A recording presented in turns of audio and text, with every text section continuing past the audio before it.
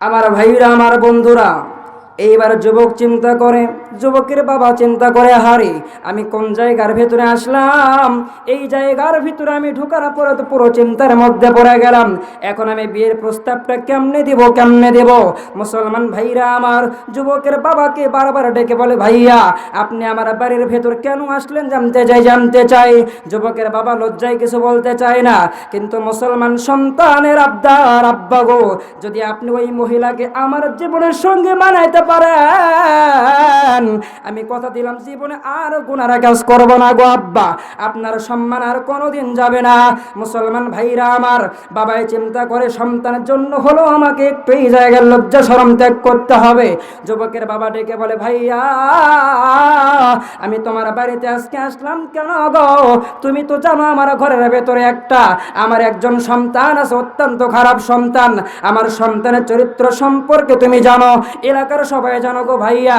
তারপরেও আমার সন্তানটা আমার কাছে আবদার করেছে, যদি আপনার মেয়েটাকে সে জীবন সঙ্গী করে পায়, আমার সন্তান আর জীবনে কোনোদিন গুনার কাজ করবে না, আমার সন্তান আর কখনো খারাপ কাজ করবে না।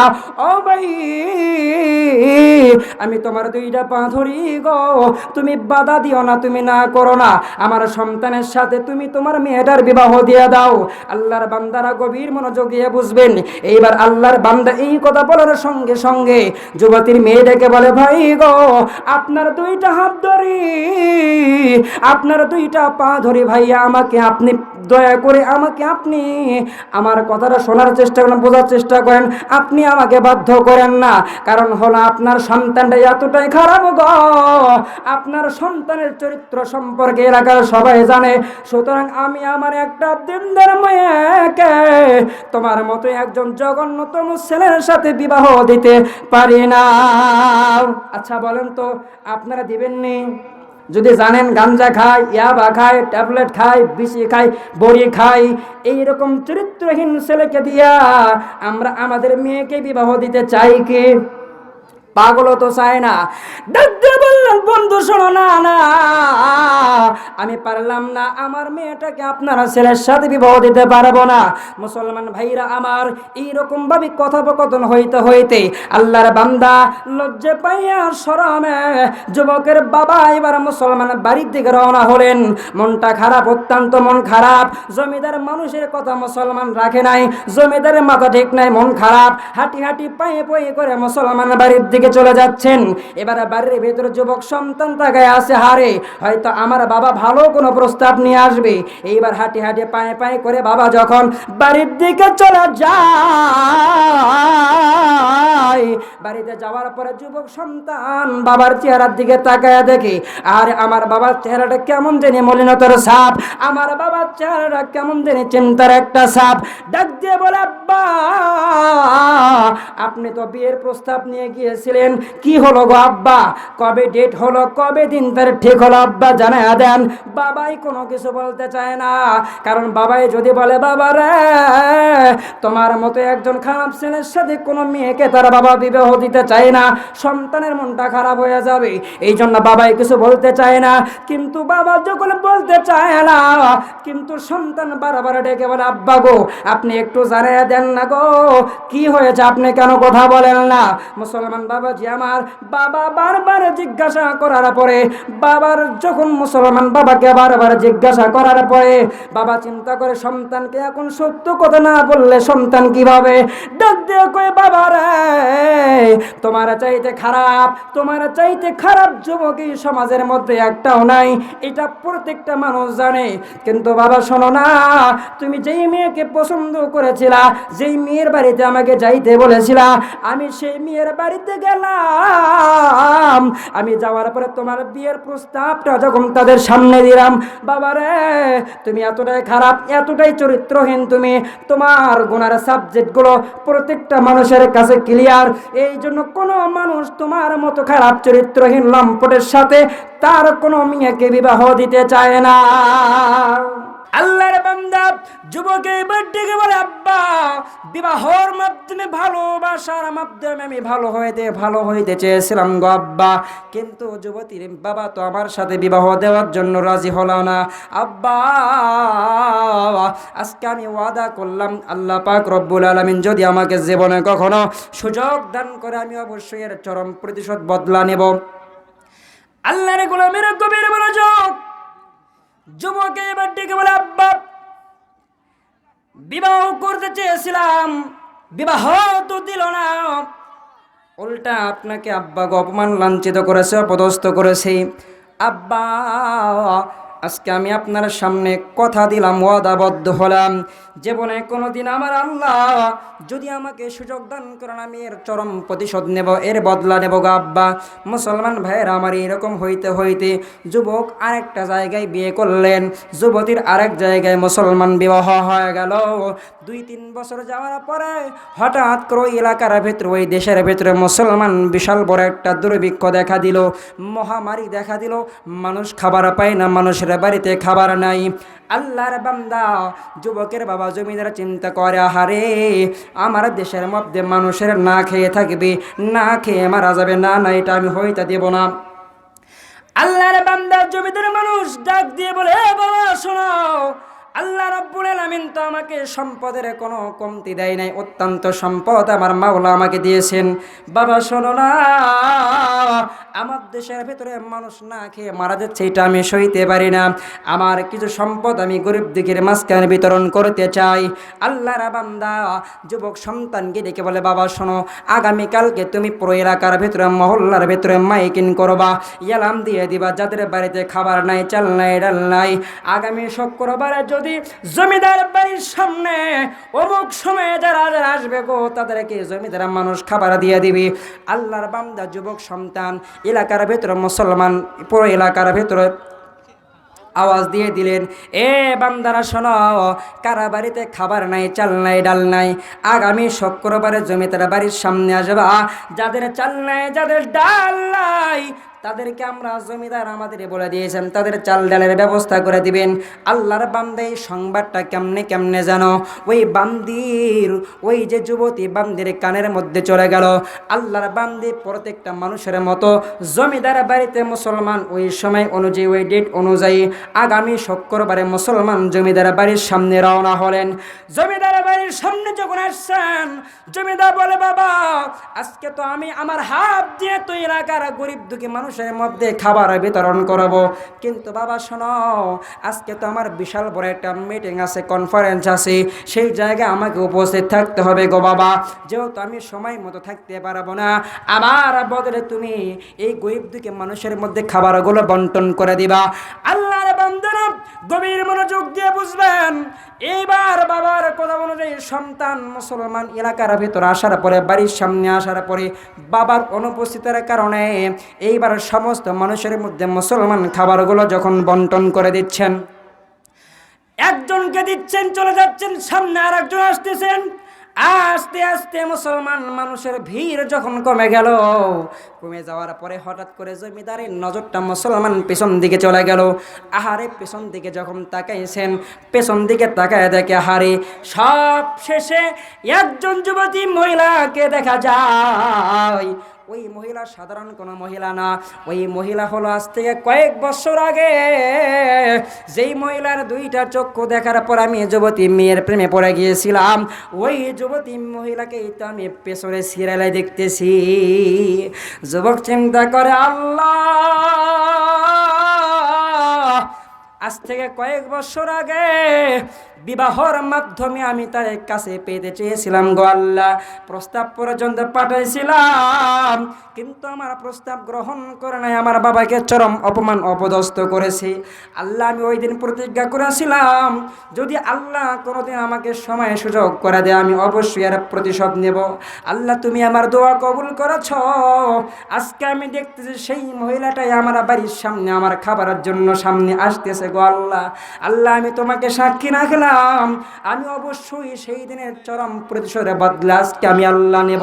মুসলমান ভাইয়েরা আমার, সবাই খাবার নেই চলে যায়, খাবার নেই চলে যায়, যাইতে যাইতে আল্লাহর বান্দি হঠাৎ করে সামনে যখন চলে আসলেন, যুবক ডেকে বললেন, ও যুবতী, তুমি কি আমাকে চিনতে পেরেছো? যুবক ডাক দিয়ে বললেন, যুবতী, তুমি কি আমাকে চিনতে পেরেছো? বলে, হ্যাঁ। বলে, কেমনে চিনলা বলো না? বলে, তুমি তো সেই যুবক, গত কয়েক বছর আগে যে যুবকটা আমার পুরো ফেস দেখে নাই, পুরো চেহারা দেখে নাই, শুধুমাত্র দুইটা চক্ষু দেখেছে। এই দুইটা চক্ষু দেখার সঙ্গে সঙ্গে যুবকের মাথা খারাপ হয়ে গিয়েছিল, বিয়ের প্রস্তাব পর্যন্ত নিয়ে গিয়েছিল। তুমি তো সেই যুবক। যুবক বলে, হ্যাঁ, তুমি তো ঠিকই চিনতে পেরেছো। কেন আসছো জানতে চাই? বলে, তোমার বাড়িতে কিছু খাবারের জন্য এসেছি। কেন খাবারের জন্য এসেছো বলো না? বলে, তোমার বাবা তো গত কয়েক সপ্তাহ আগে এইরকমভাবে মানুষকে দাওয়াতের আয়োজন করেছিলেন, সমস্ত এলাকার মানুষদেরকে মাইকিং করে ঘোষণা করে দিয়েছেন, যাদের বাড়িতে খাবার নাই তারা যদি আমার বাড়ির সামনে চলে আসে, যাদের খাবার নাই তাদের খাবারের ব্যবস্থা করে দেব, যাদের ত্রাণ নাই তাদের ত্রাণের ব্যবস্থা করে দেব, যাদের চাল নাই তাদের চালের ব্যবস্থা করে দেব, যাদের খাবার নাই তাদের খাবারের ব্যবস্থা করে দেব। ওই জন্য আজকে আমি আসলাম আপনার বাবার কাছ থেকে কিছু খাবার নেওয়ার জন্য।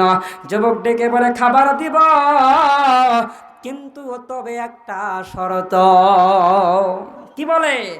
একটা শর্ত আছে। বলে, শর্তটা কি?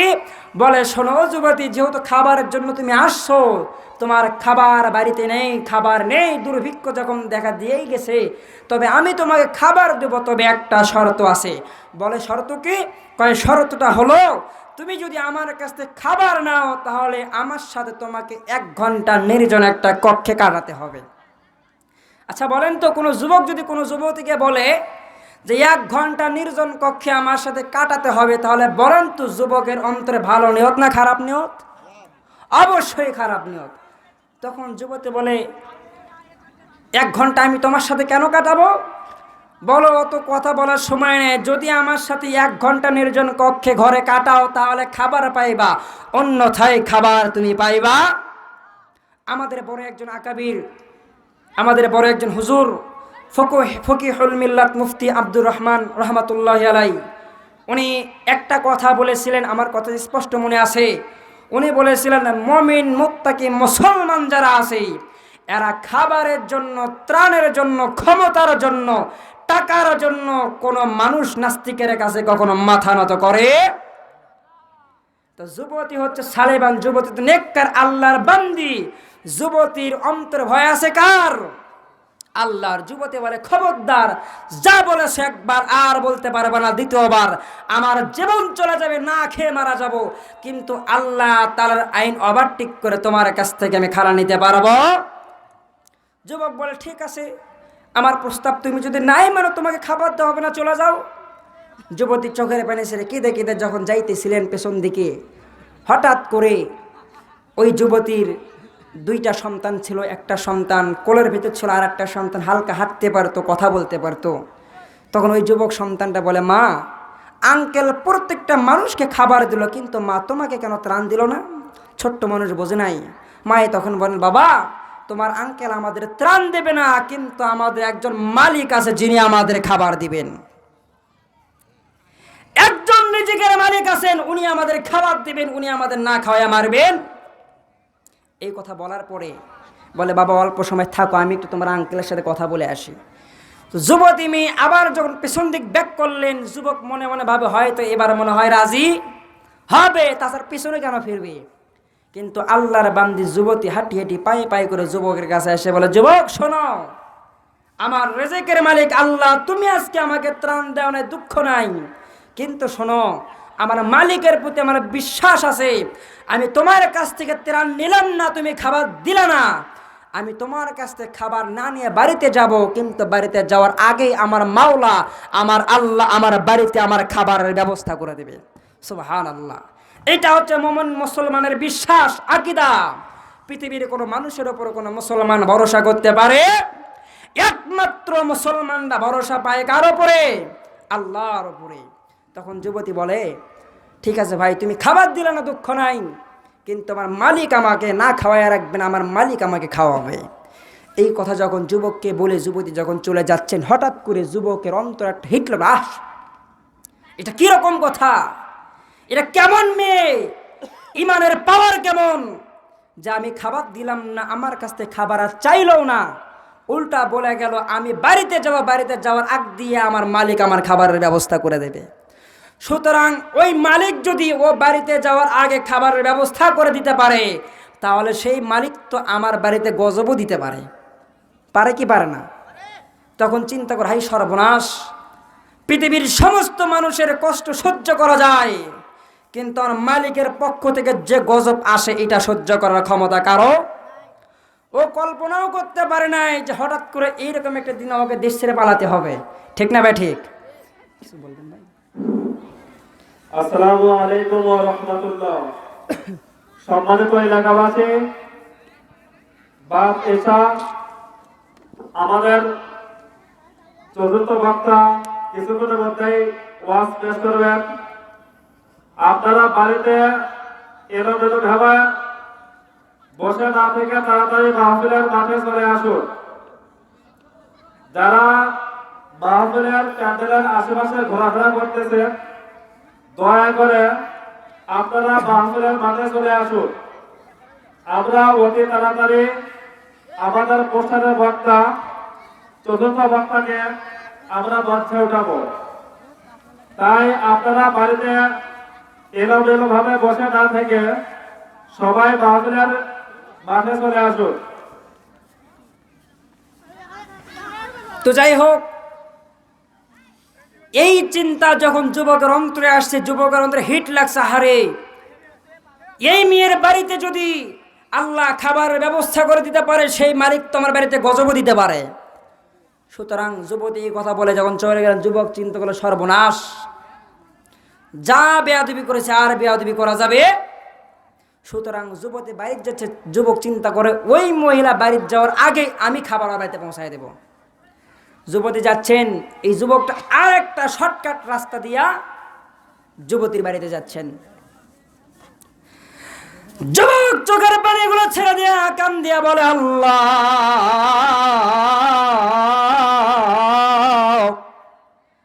আপনার একজন বান্দার বাড়িতে গেলাম গো আল্লাহ, খাবার তো আমাকে দিল না, আল্লাহ আমাকে গুনার কথা শোনাইল, আল্লাহ শুনলাম আবার জীবন দিয়া দেব, কিন্তু আমার আল্লাহ ইজ্জত আমি তাকে দেব না। আল্লাহ, আমার ইজ্জতের মালিক তুমি, আমার ইজ্জতের একমাত্র হকদার হলো আমার স্বামী। আল্লাহ, আমি খাবারের জন্য আমি আল্লাহ আমার স্বামীর হক আমি নষ্ট করব না। যুবক ভাইয়েরা, বন্ধুরা আমার, আল্লাহর বান্দি দুইটা চোখের পানিগুলো ছেড়ে দিয়ে কান্দে, সন্তানেরা কান্দে। যুবতী বান্দি ডেকে বলে, সন্তানেরা কান্দিস না রে, কান্দিস না, কারণ হলো তোদের আঙ্কেল যদিও খাবার না দেয়, আমাদের একজন মালিক আছে, বিশ্বাস রাখি ওই মালিক আমাদের জীবনে কোনোদিনও না খাওয়াইয়া রাখবে না।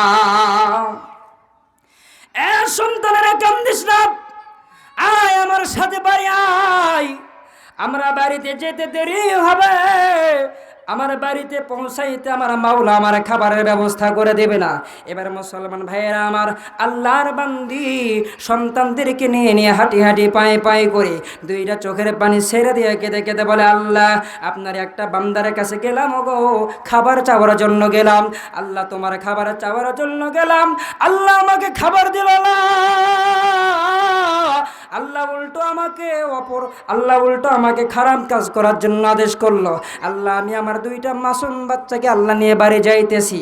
ও আল্লাহ, আপনার প্রতি আমার বিশ্বাস আছে, আমার সন্তানদেরকে আমি যেই কথা বলেছি আল্লাহ আপনি কেমনে পারবেন জানি না, আল্লাহ আমার বিশ্বাস আছে গো, আমার সন্তানদেরকে আমি বাড়িতে নিয়ে যাওয়ার আগ দিয়ে তুমি আমার খাবারের ব্যবস্থা করে দাও না।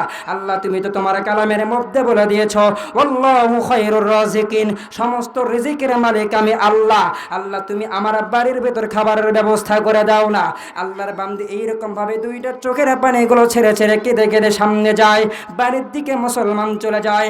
আল্লাহর বান্দা যুবক চিন্তা করলো, এই যুবতী মহিলারা বাড়ির শর্টকাট রাস্তা কোন দিক দিয়া? আমার ভাইরা, আমার বন্ধুগণ, আল্লাহর বান্দা শর্টকাট রাস্তা দিয়ে যাইতেছে, যাইয়া মুসলমান ভাইরা আমার, যুবতী বাড়ির সামনে যাইয়া দরজাটা খোলার পরে মুসলমান গেটের সামনে যাইয়া, ঘরের দরজার সামনে যাইয়া একটা টুবলা নিয়া, একটা টুবলার ভেতরে মুসলমান একটু চিরা আছে, একটু ডাল আছে, একটু তেল আছে, একটু রুটি আছে, আটা ময়দা যা যা লাগে মুসলমান সব খাবারগুলো একটা প্যাকেটের মধ্যে নিয়া যুবতী বান্দির ঘরের দরজার সামনে মুসলমান রাইখা এবার সাইডে যায় চিন্তা করে, আহারে আমি তো ওই যুবতী মহিলার বাড়ির সামনে খাবার দিলাম, একটু আমি আড়াল থেকে দেখি না এই খাবারগুলো দেখার পরে আল্লাহর বান্দি কি করে।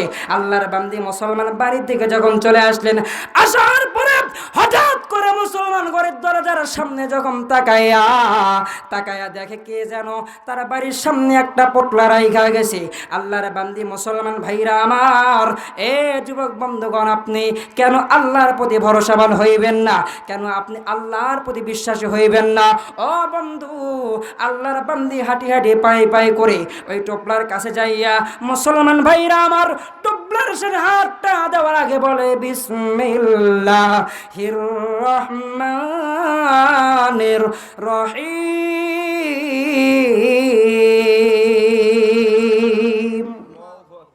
আল্লাহর বান্দারা আমার, আল্লাহর বান্দি বিসমিল্লাহ বলার পরে মুসলমান টোপলায় যখন হাত দিলেন, হাত দেওয়ার পরে টোপলাটা মুসলমান যখন খুললেন, খোলার পর তাকায় দেখে এই টোপলার ভেতরে কিছু আটা আছে, কিছু ময়দা আছে, কিছু তেল আছে মুসলমান, কিছু আবার গুড় আছে, মিষ্টি চিনি আছে, ইত্যাদি ইত্যাদি।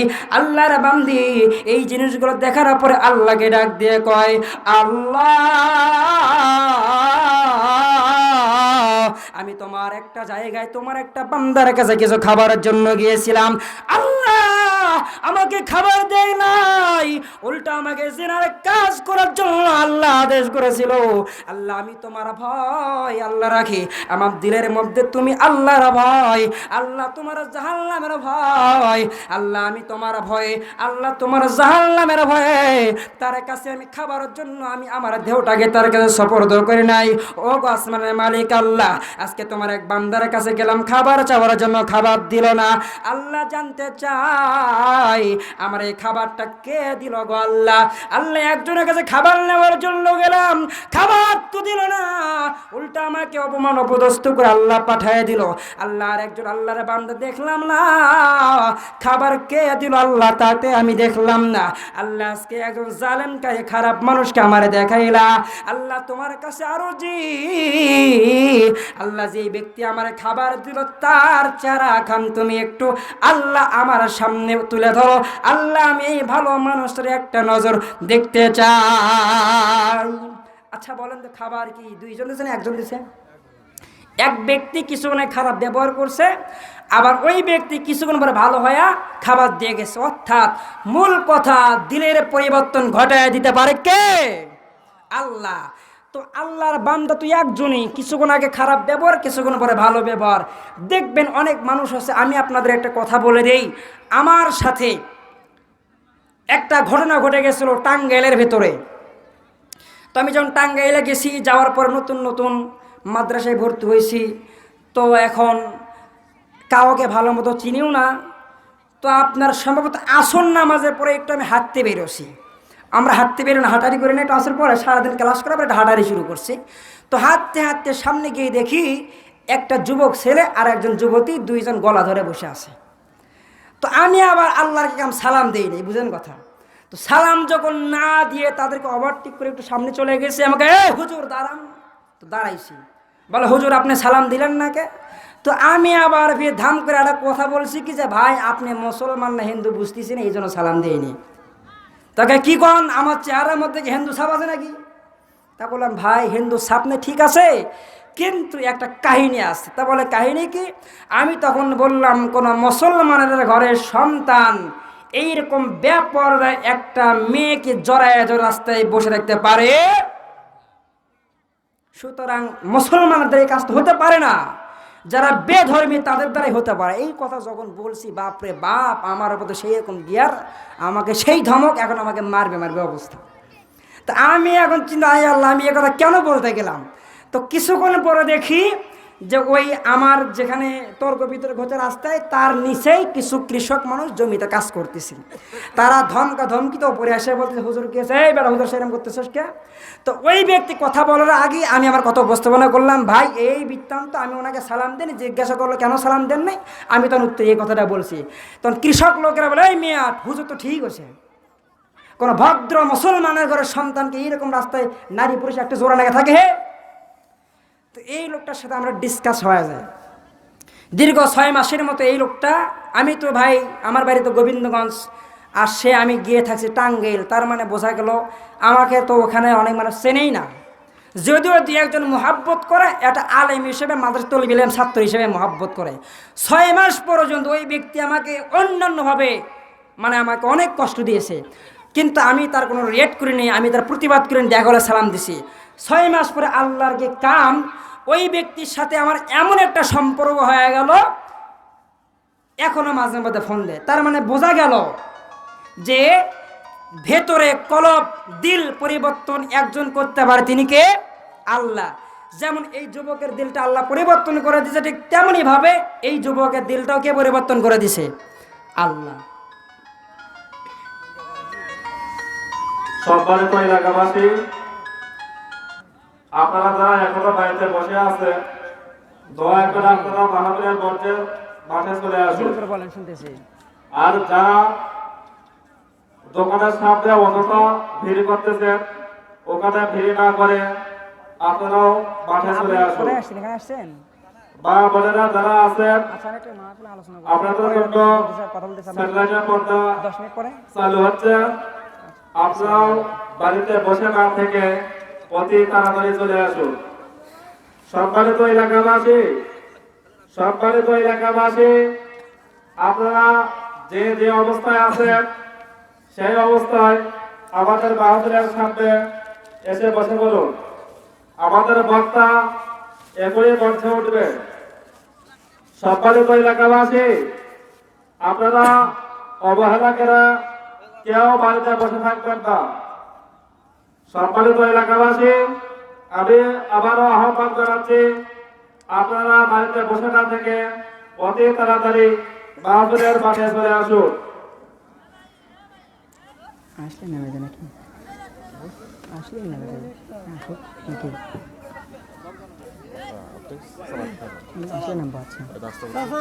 আচ্ছা, সম্মানিত ভাইয়ার আমার, যে কথা বলতে চাচ্ছিলাম, দিল পরিবর্তন করে দিতে পারে কে? আল্লাহ। সম্মানিত ভাই, যুবক এখন খাবার ওখানে দিয়ে বাড়ির সাইডে লুকে দেখতেছে যুবতী কি করে খাবারগুলো পেয়ে। যুবতী খাবারগুলো দেখার পরে আল্লাহ, আজকে আমি এমন একটা ব্যক্তির কাছে গিয়েছিলাম, যেই ব্যক্তি আমাকে খাবার দিল না, আল্লাহ আমাকে অপমানপ্রস্ত করে পাঠিয়ে দিল। আল্লাহ, তুমি একজন আমাকে খারাপ মানুষকে আজকে চোখে দেখাইছো। আচ্ছা আল্লাহ, আরেকজন ব্যক্তি কত সুন্দর করে কিছু খাবার আমার বাড়ির সামনে রেখে গেছে, আল্লাহ এই ভালো মানুষটাকে আল্লাহ একটু আমাকে চোখে দেখেন। আল্লাহ, ভালো মানুষটাকে আমি একটু দেখতে চাই। আচ্ছা বলেন তো, খাবার দিয়েছেন তো একজনই, খারাপ ব্যবহার যে করছে, ভালো ব্যবহার যেগুলো একই মানুষই, তো ভিন্ন রকম কি চেহারা হয়? খাবারগুলো যুবতী পাওয়ার পরে 2 চোখের পানিগুলো ছেড়ে দেয়া, 2টা হাত আল্লাহর দরবারে উঠাইয়া দোয়া করে, আল্লাহ আজকে আল্লাহ একজন ব্যক্তির কাছে গেলাম গো আল্লাহ, খাবার দিল না, আমাকে অপমান অপদস্থ করে পাঠাইয়া দিল গো আল্লাহ। আরেকজন ব্যক্তিকে আমি দেখলাম না, তার সাথে আমি 2টা মিনিট আল্লাহ কথাও বলতে পারলাম না, আমার বাড়ির সামনে খাবার দিয়ে গেছে গো আল্লাহ। আল্লাহ, আমি তার জন্য 2টা হাত উঠাইলাম গো আল্লাহ। তোমার কাছে আমার দরখাস্ত, আল্লাহ আমাকে যে খাবার দিয়েছে, আল্লাহ তার জন্য আমি অন্তর থেকে দোয়া করে, খাস দিলে দোয়া করি, আল্লাহ আপনি তাকে জাহান্নামের আগুনে পোড়াইবেন না, এমনকি দুনিয়ার আগুনে আল্লাহ আপনি তারে পোড়াইয়েন না। যুবক মুসলমান আল্লাহর বান্দা, এই যুবতীর দোয়া শোনার পর যুবক 2টা চোখের পানিগুলো ছেড়ে দিয়ে বলে, আল্লাহ আমি কার সাথে এমন খারাপ ব্যবহার করলাম? জীবনে বহুত মহিলা দেখেছি, এইরকম দিনদার পরেশগার তাকওয়া মহিলা একটাও দেখি নাই। আল্লাহ আমাকে মাফ করে দাও। মুসলমান যুবক বলে, ওই যে যুবক বন্ধুকে বলে, বন্ধু আমি তো গোপন কোনো আমল করি নাই, কিন্তু আমার ওই যুবতী মহিলা যেই দিন দোয়া করেছিল, ওই দোয়ার পর থেকে আমি যতবার আগুনের মধ্যে হাত দেই, খোদার কসম আমার হাতে আগুন স্পর্শ করে না। তাহলে বুঝতে পারলেন তো তার হাতে কেন আগুন ধরলো না? ওই যে মনে আছে আপনাদের, ওই যে চুলার ভিতরে হাত দিয়ে আগুন লাগাইলো, কিন্তু হাতে আগুন স্পর্শ করলো না। যুবক বলে, বন্ধু ওই মহিলা যেদিন আমার জন্য দোয়া করেছিলেন, দোয়ার পর থেকে আজ এ পর্যন্ত আমি যতবার আগুনের মধ্যে হাত দিয়েছি আমার হাতে আগুন স্পর্শ করে।